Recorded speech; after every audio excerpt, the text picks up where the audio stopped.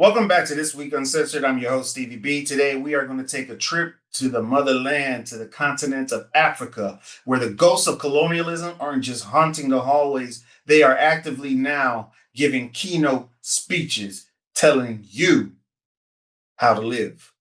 Recently, the Africa Forward Summit was held in Nairobi, Kenya. It was a gathering of over 30 African heads of state discussing the future of the continent, energy transition, AI, finance reform, innovation partnerships, you name it, they talked about it. It was a genuinely important conversation. And who should show up to tell Africans how to handle their business? None other than French President Emmanuel Macron.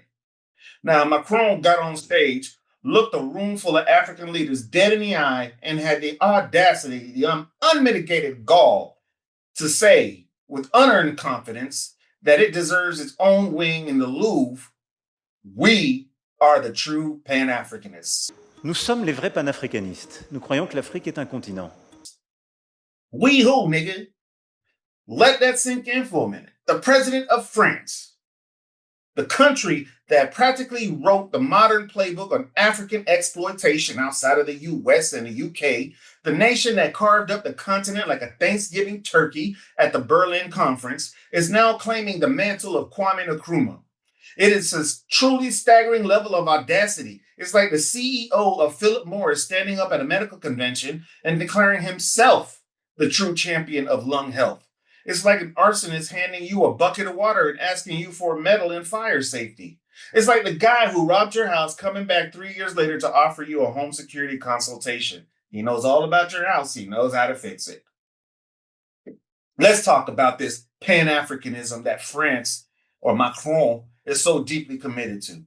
Because while Macron is there praising Africa as the world's youngest continent, with economic growth outpacing Southeast Asia, his government is still holding the purse strings for 14 African nations through a little something called the CFA Franc.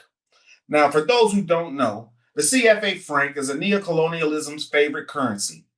It is the last colonial currency on the African continent, and it is a financial chokehold disguised as monetary stability. Under this system, these 14 African nations are required to deposit a significant portion of their foreign exchange reserves directly into the French Treasury. That's right. France literally holds the wealth of its former colonies, profits off of it, and then has the nerve to fly down to Nairobi and give lectures on economic independence and partnership. The audacity of this man is unfathomable. That is not a partnership, and that is not economic independence when you are holding their reserves. And let's not forget the military aspect of it all, because it's really beautiful, this equal partnership that Macron speaks of. Because over the past few years, France has been unceremoniously kicked out of countries like Mali, Burkina Faso, and Niger. They call it a military withdrawal, but what it was a true African ass kicking. They were evicted. The locals finally got sick of their help. Now, for decades, the French military presence in Africa, affectionately known as the Francafrique, was pitched as a noble effort to fight terrorism and provide security.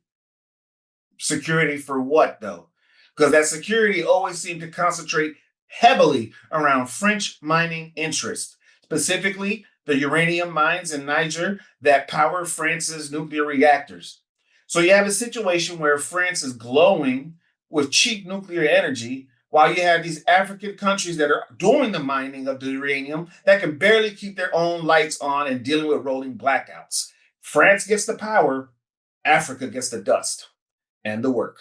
But sure, Emmanuel, you are the true pan-Africanist.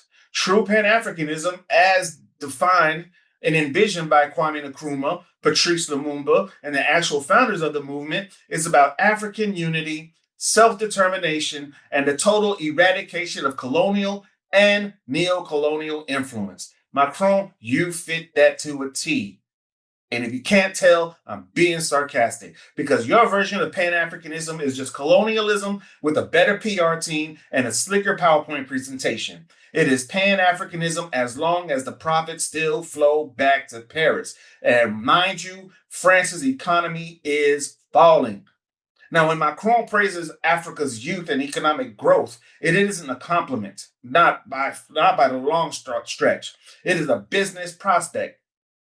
He's looking at the continent the exact same way a venture capitalist looks at a distressed asset. When he says we are the true pan-Africanists, what he actually means is we'd like to continue exploiting you, but this time we'll use inclusive language while we do it, make you feel included in this decision making.